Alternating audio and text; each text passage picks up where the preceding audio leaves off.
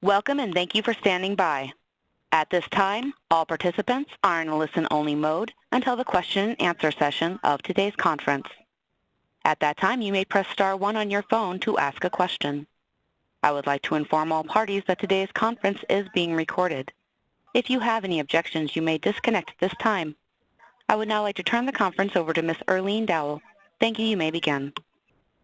Thank you, Kara, and thank you to Greg Pewitt from the U.S. Census Bureau for hosting our webinar today. On behalf of the U.S. Census Bureau and a partnership with the Council for Community and Economic Research and the Labor Market Information Institute, welcome to our August LED webinar. It is with great pleasure that I introduce my colleague, Kristin Sandusky, as she presents what may be driving growth in the gig economy. This webinar will describe challenges to measuring the rise and significance of the gig economy, and will explore what publicly available data tells us about the prototypical gig sector, including ride-sharing. Kristin Sandusky is an economist with the U.S. Census Bureau Center for Economic Studies LEHD program.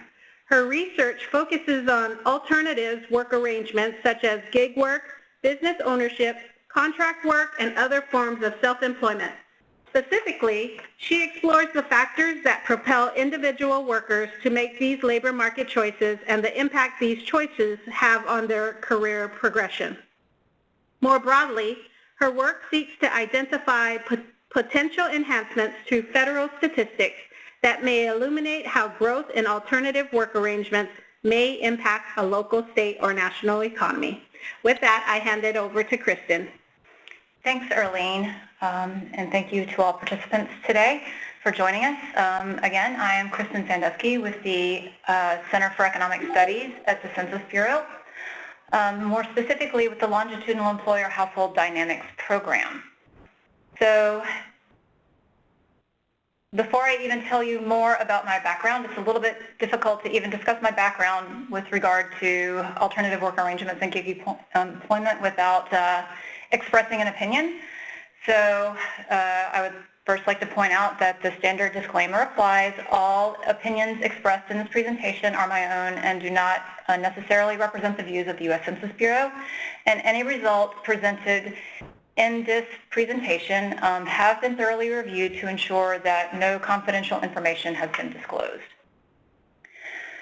With that said, one of my first assignments at the Census Bureau was to link information on wage records for wage and salary workers to traits of the businesses for which they worked. And what quickly became apparent to me is that these administrative data on businesses also represented self-employment jobs for people. So they were an additional source of employment opportunities for these people. And around the time that we were performing these integrations, the standard view was that the self-employed workforce was in some ways separate from the wage and salary workforce, that it was this small subgroup that stayed self-employed for the duration of their careers. And they either chose self-employment because of some sort of personal preference or because the work that they did or the sector in which they worked necessitated that they be organized in that way. And what quickly became clear to us as we linked together information on self-employed workers and wage and salary workers was that, in fact, this is not necessarily the case at all. There is a very dynamic flow of people between wage and salary work and self-employment in any given year, such that people may move into self-employment and then back out again, and do that repeatedly over the course of their careers. And it's also the case that is more likely than not that a person who has self-employment earnings also has some wage and salary earnings in that same year. So they're doing both things and not necessarily just one. From my work using these data, my collaborators and I found that we were very well poised to investigate some of the bigger questions surrounding the gig economy. And it's pretty hard to be unaware at this point that there's a lot of hype or attention surrounding the gig economy. So I'd like to address why this phenomenon has received so much attention. And a lot of it has to do with technology. I remember in the 90s when I got my first PC at home. I remember when I got my first cell phone, my first dial-up internet connection, and my first smartphone. And I remember how impactful these technologies were in the way that I lived my life and did my work. And this is true for all of us. And these technologies have really led to the development of online marketplaces that govern and really dominate how we engage with the outside economy, how we buy products and services, how we travel, how we find housing, how we secure other services for ourselves. And because we see ourselves restructuring so much of our lives around these technologies, it makes us aware that there's somebody out there supplying, on the supply side, making these services available to us. And so if the way we engage with the market has changed so profoundly, it makes us wonder whether the economy and the jobs that are in the economy and the way that they are organized might have changed very much as well as a result of the introduction of these technologies. And this has led to this perception that this rapid growth in technology is really leading to a reorganization in work. Whether or not this is true is an open question, but it's a very important question from the perspective of workers. The presence of these technologies really has lowered the costs of securing some sort of outside employment for workers. It makes it much more easy to do. Specifically, it's made it much more possible for someone to find work that might fit within the confines of their schedule. And so someone who, say, might have been outside of the workforce for reasons related to dependent care may now be able to find employment that fits more appropriately with their schedule. But at the same time, it then places a little bit more of the risk-bearing responsibility on the job holder themselves. It's now up to them to secure their own health insurance, to save for retirement themselves, and this job that they are now working in operates outside of legal protections, such as unemployment insurance. And it turns out that historically, the majority of employment in the U.S. economy has taken place within the confines of these traditional employer-employee relationships. And the tools that we use then to measure these relationships or the workforce have very much taken this for granted and do a very good job of capturing those types of relationships. So if we now have a potentially growing group of people who are operating outside of those relationships, it makes us question whether or not the tools that we use to measure this workforce are up to the challenge. And so some big questions then surrounding the gig economy are just how big is it? How many people and how many jobs does this sector include? How is it changing over time? Is it large enough to actually matter when we look at measurements of employment? And does it matter how we measure that employment? Does it matter, do we get different answers if we use a household-based survey or a business survey or tax data to answer that question? And we also have open questions about who participants in the gig economy are. What are their ages, their education? Is it confined to specific locations and sectors? And how do these people use gig employment? Are they lured into it by available opportunity? And so are they using it as some sort of secondary source of earnings? Or are they pushed into it out of economic necessity, such as from displacement from a primary source of employment? And these jobs are not being introduced in a vacuum. So the increase in gig employment opportunities are taking place in sectors where people already work. And so another open question is, what impact do these emerging jobs have on the people who already worked in that sector? Do we see those incumbent participants being more likely to exit, or if they stay, do we see some sort of impact on their earnings? Before we can even begin to address these questions, we need to come up with some sort of, at least a ballpark idea of what we mean by gig employment. And this is something that my collaborators and I have given a great deal of thought to, and these are, if you're interested, here are 2 papers that address exactly these topics. But to boil down to where the term came from, it's borrowed from the music industry, like a band works a gig. So a gig refers to a job that has no long-term connection to any particular business. So there's no implicit or implicit contract for continued work, and the person is employed for a particular period of time or for a particular task. And if you want to formalize that, this is a subgroup of what we refer to as contingent workers. Where do we see these workers? Where might we find some information on these workers?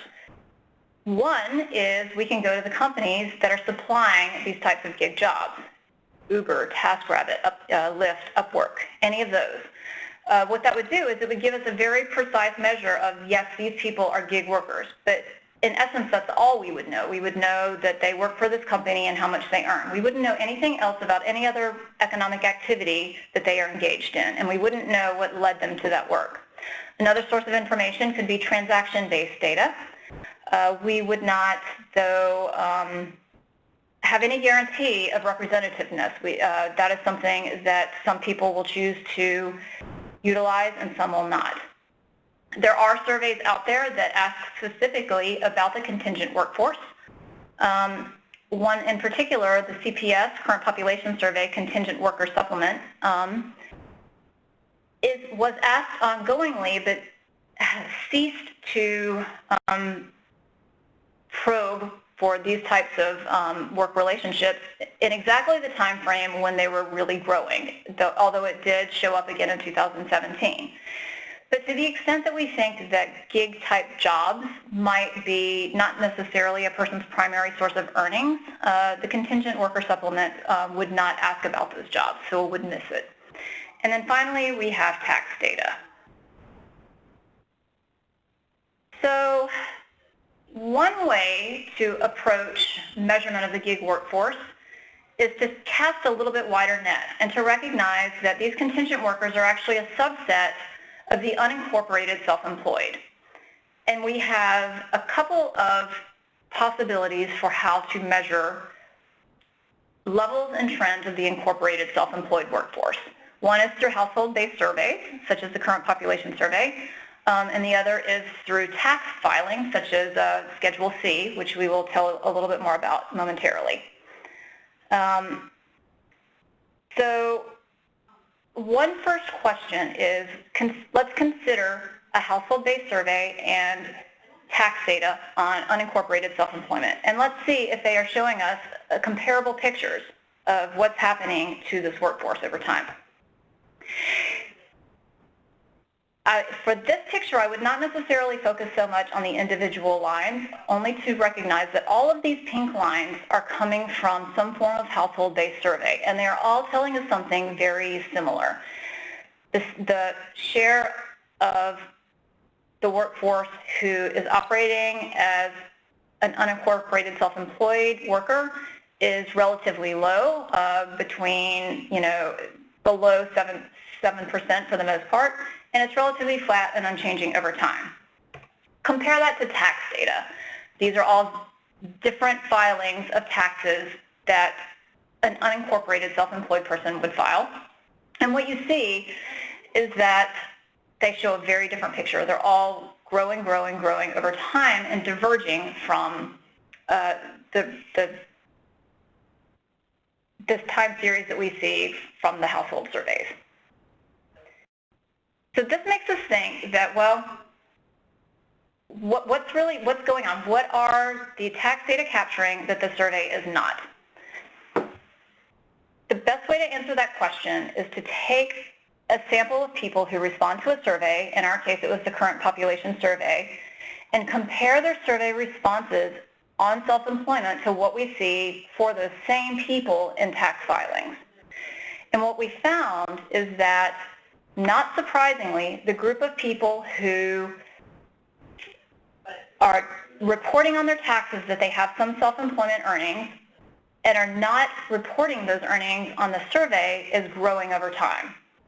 And if we further look at who is in that group of people, we found that it's equally composed of three different groups.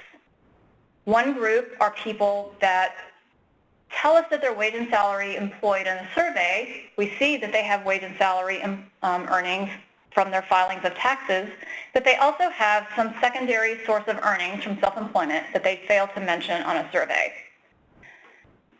A second group are people who have a wage and salary job that they tell the survey about, but when we look in tax reports, we see that they are reporting only earnings from a self-employment job. So we have some reason to suspect that this might be some sort of misclassification where the person does not necessarily think of themselves as self-employed, but in fact actually has an ongoing relationship with an employer. And finally, there are people who have self-employment earnings that show up on their taxes and they don't tell the survey about any form of employment. So clearly, tax data are picking up types of work that are of interest to us when we think about the gig economy. So for that reason, from here on out, we're going to focus primarily on tax data. And we're going to use tax data available at Census to shed light on the gig employment. Specifically, Census publishes non-employer statistics every year. Non-employers are businesses that have no paid employees. They are subject to federal taxes, and they have receipts of $1,000 or more in each year. Most of them are self-employed individuals operating sole proprietorship. I would say about 80%.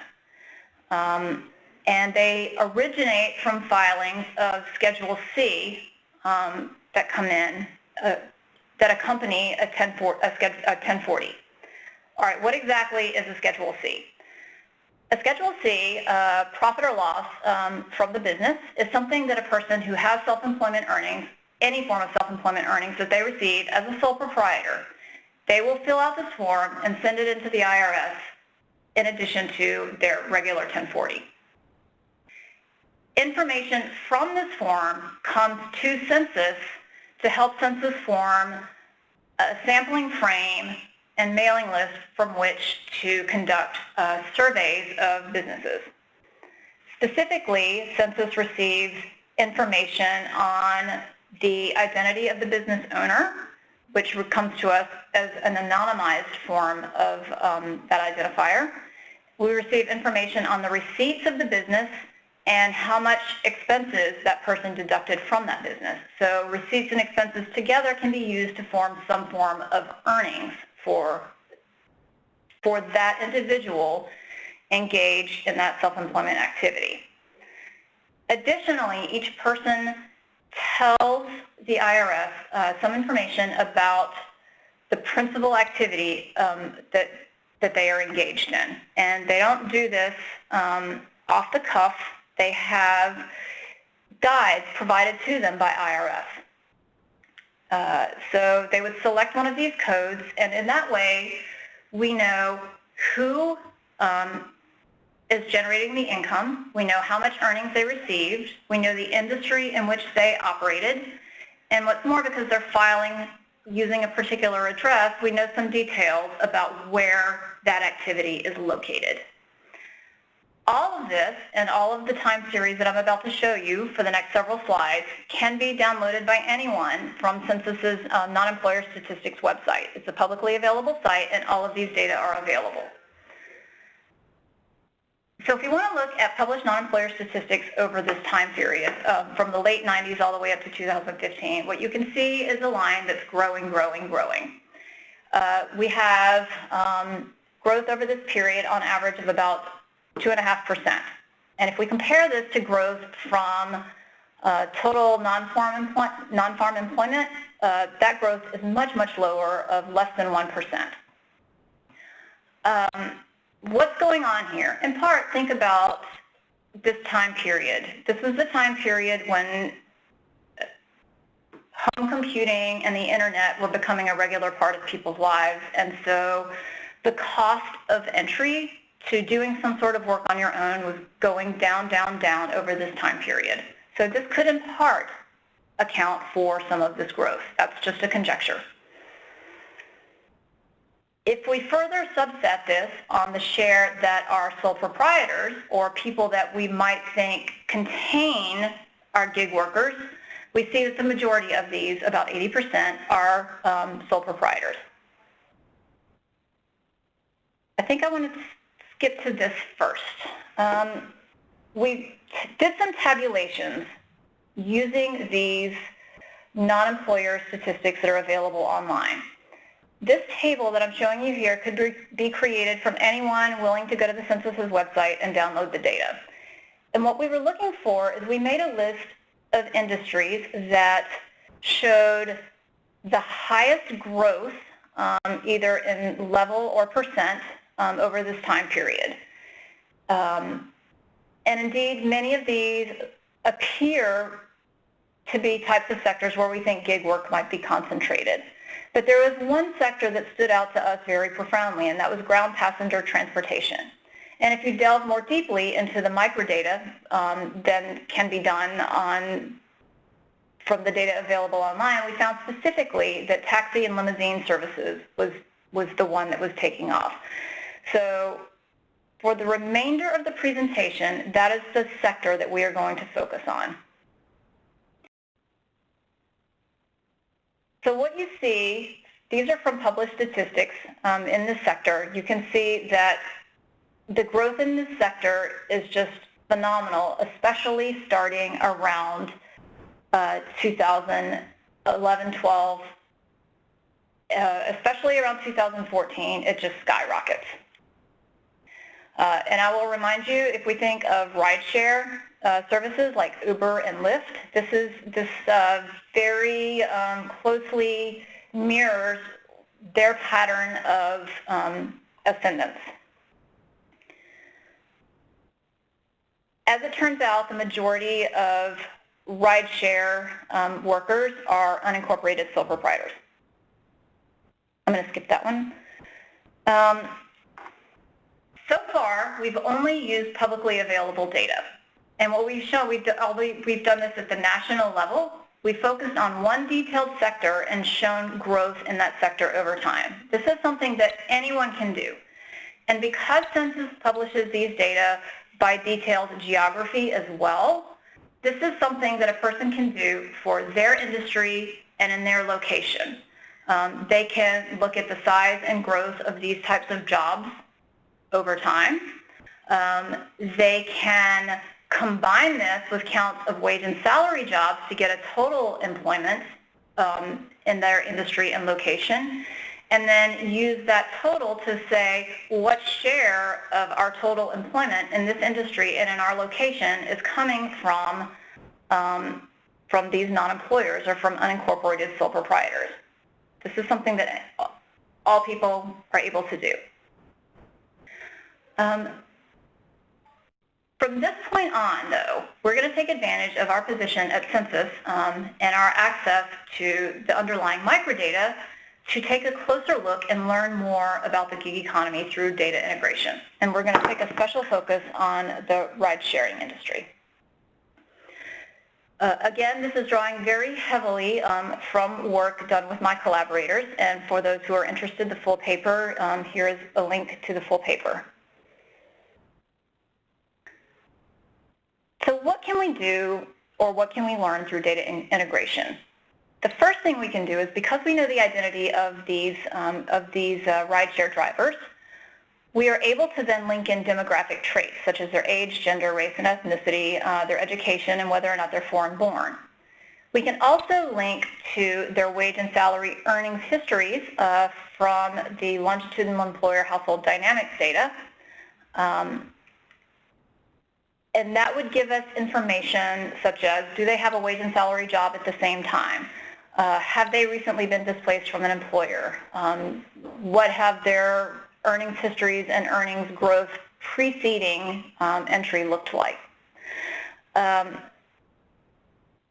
Another thing we can do, given access to the microdata, is we can link the non-employer records to themselves across time. So, for example, in the year 2011, if we link 2010 and 2011, we are able to separate out 2011 non-employers into those who have newly entered the industry in 2011 and those who were incumbents or who were present in the industry in both 2010 and 2011. We're going to use these pieces of information, traits of the workers and traits of their self-employment spell, to take a closer look and to come up with some descriptive statistics characterizing transitions in this for this group. So for each worker trait, I'm going to show two sets of two tables. The first shows the table for all workers, regardless for all non-employer sole proprietors, excluding those who are rideshare drivers or those in 4853.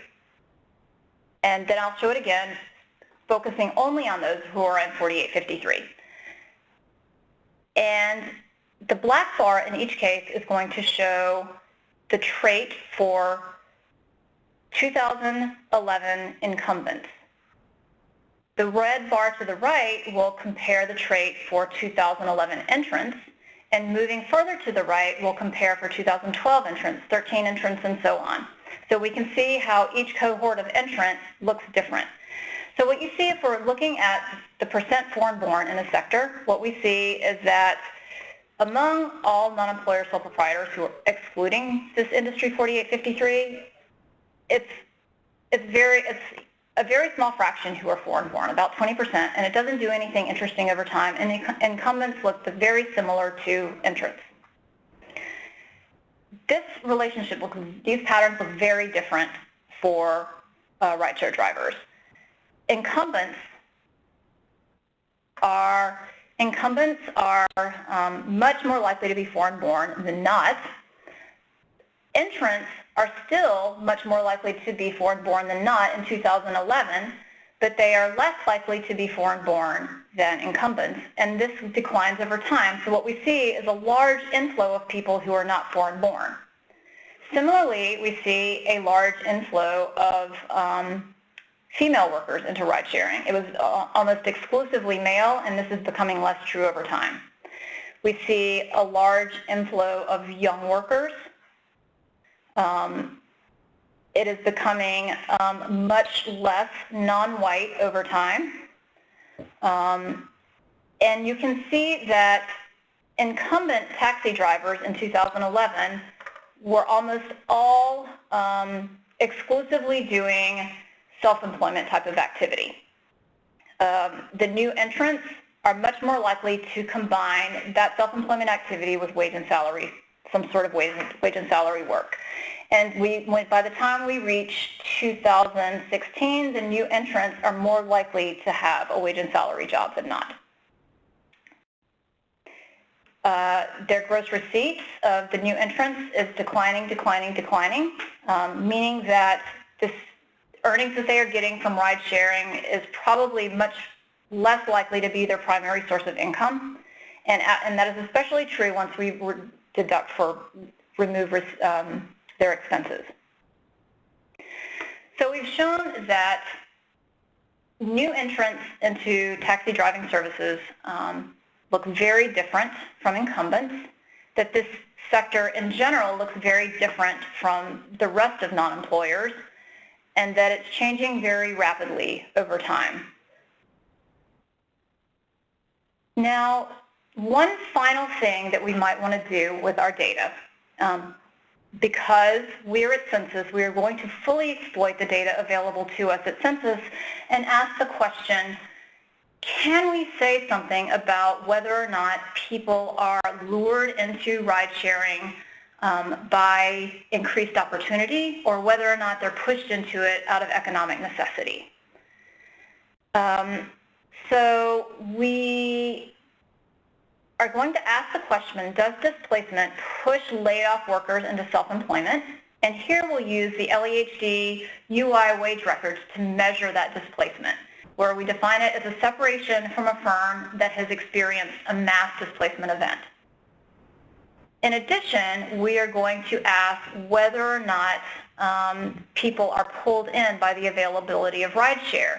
And to do that, we are going to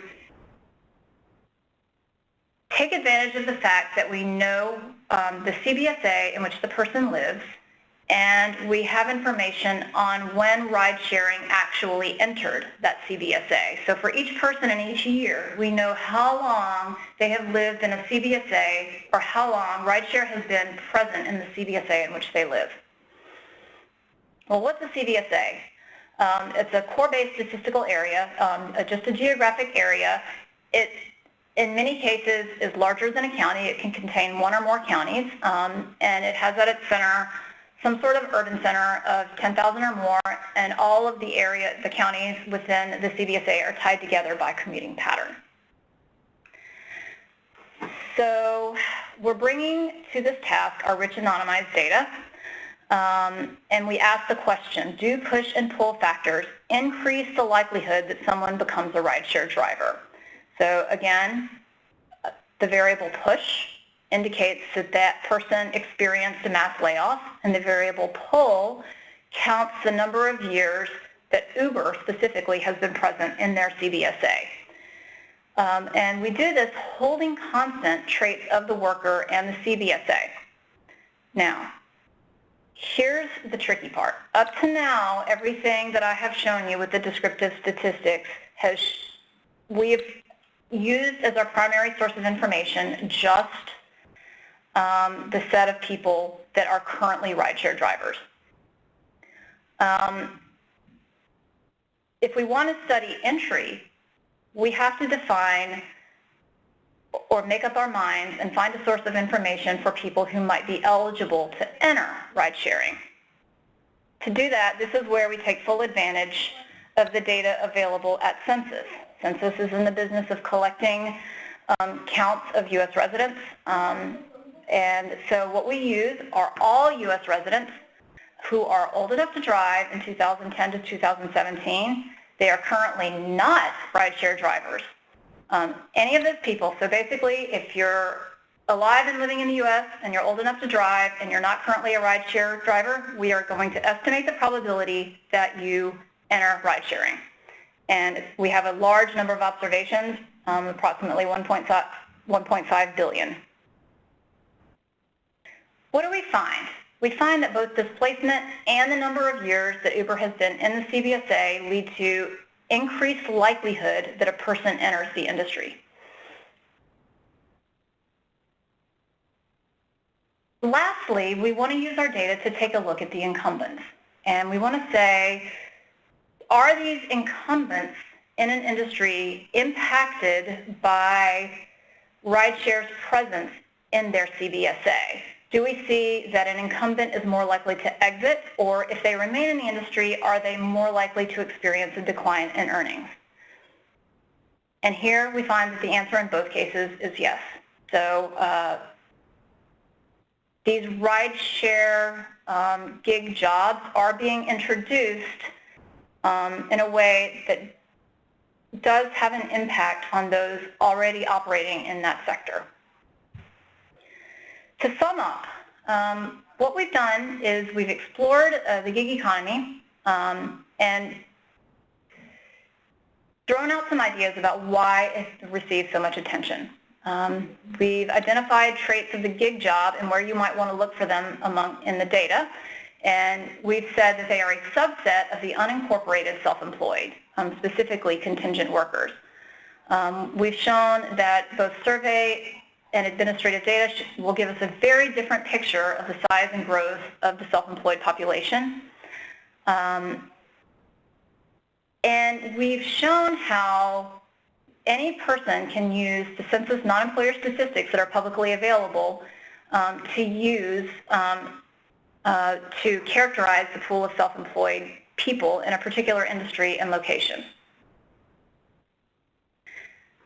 And we have linked non-employer microdata over time and combined with traits of workers and other jobs that they hold, and use these data to show how the introduction of online rideshare platforms has led to a significant change in the taxi and limousine services industry. And we have introduced then data on all U.S. resident population to take a closer look at what factors drive entry and how the presence of rideshare drivers impacts incumbent taxi drivers. Our findings are that both push and pull factors play a role in the decision to become a taxi driver. The introduction of rideshare does impact employment and earnings of the incumbent taxi drivers. But finally, and I think most importantly, we've demonstrated that administrative data can, at relatively low cost and without sacrificing representativeness, be used to gain insight into the gig economy. So where do we go from here? A lot of what I've shown you relies on access to restricted use microdata. We are just in the beginning phase of designing public use statistics from these research efforts. The products that are currently produced by the local employment dynamics program, such as the quarterly workforce indicators, job-to-job flows, may serve as a model for how we might like to ultimately make some of these interesting findings available ongoingly to the public.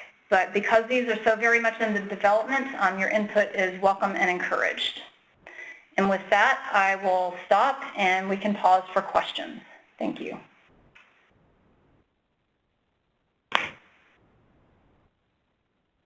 I'd also like to make a comment.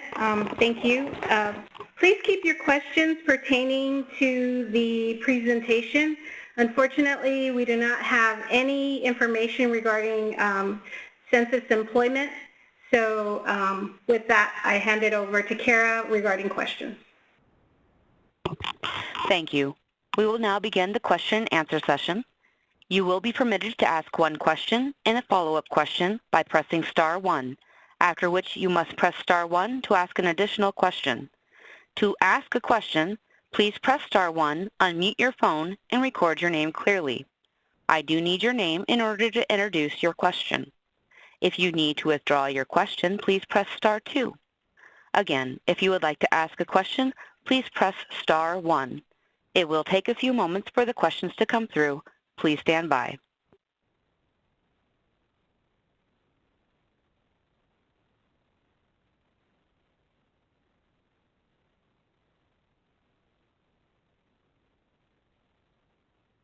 The questions are coming in. One moment, please.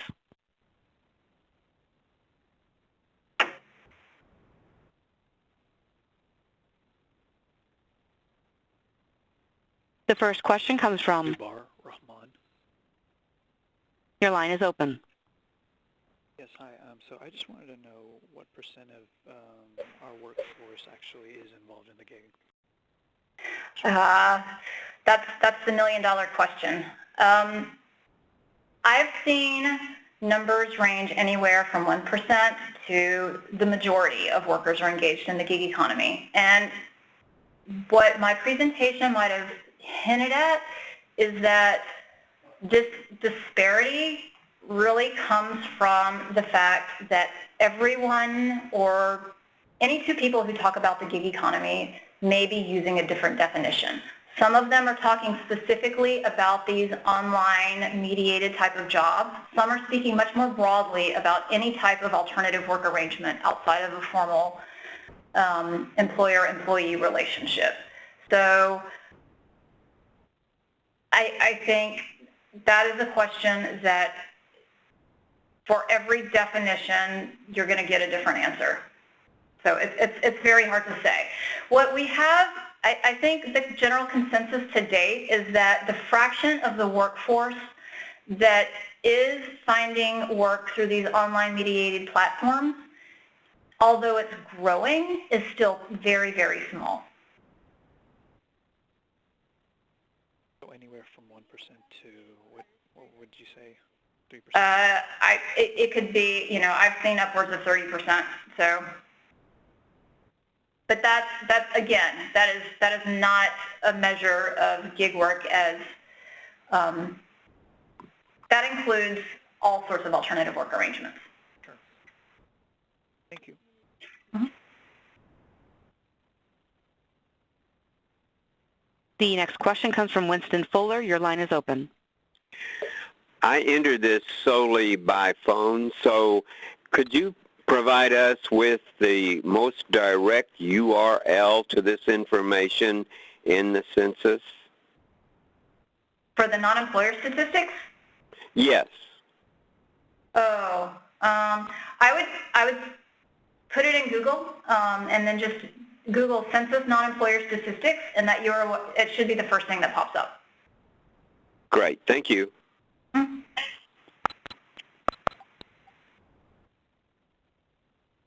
The next question comes from Edward Sullivan. Your line is open. Hi, thank you. Do the anonymized microdata include home origin, or I'm sorry, home origin and work destination? And if so, at about what geographic level? So that is a special question for gig workers, because a lot of these gig type works or type jobs are something that a person is doing in their home on their computer, or they're doing in their car. So one of the wonderful features of these jobs is that it frees the employee or the worker from having worked as place-based. So although we do have information on their place of residence, we don't have information on their place of work. And in many cases, we're just assuming it's one and the same. Thank you. As a reminder, if you would like to ask a question, please press *1 and record your name clearly. The next question comes from Cynthia Williams. Your line is open. Can this be done for employment with regard to universities, community colleges, and adjunct faculty? So there is, in the non-employer statistics, there's a category called education services. To the extent that those show up there, yes, you can. One caution I would throw out there is that many universities or employees of universities are technically state employees, so that would make them not necessarily, they would have some sort of alternative work arrangement. They would actually be wage and salary employees of the state. I see. Thank you. To ask a question, please press *1 on your phone. The next question comes from Patrick Callan. Your line is open. Yeah, do the figures have any idea how many have the gig job as a primary job versus those who have a wage and salary job and might paint a house on the weekend or mow lawns or something like that? So that's a good question. And that's another one where the answer depends on how you're going to define gig. But I think the answer is that the vast majority of participants are doing this as some sort of supplemental source of earnings. Okay, thank you. As a reminder for those participants on the phone, if you would like to ask a question, please press *1. One moment.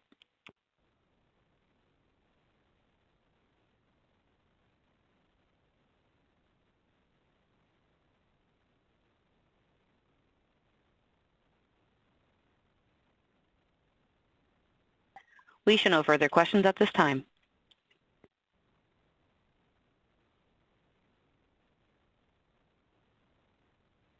Okay, well, then I would like to thank Kristin for her informative and interesting presentation, and thank you to our audience for joining us today. A recording will be made available on the Census Academy under Explore Data on census.gov. A couple upcoming announcements. Join us next month when Shirin Arslan presents DC's Startup Scene, Opportunity Cost. Also, registration is still open for the 2019 LED Partnership Annual Workshop for September 4th through the 5th. Go to the lehd.ces.census.gov to register. Thank you so much, and we hope you enjoy the rest of your day. That does conclude today's conference. Thank you for participating. You may disconnect at this time. Speakers, please allow a moment of silence and stand by for your post-conference.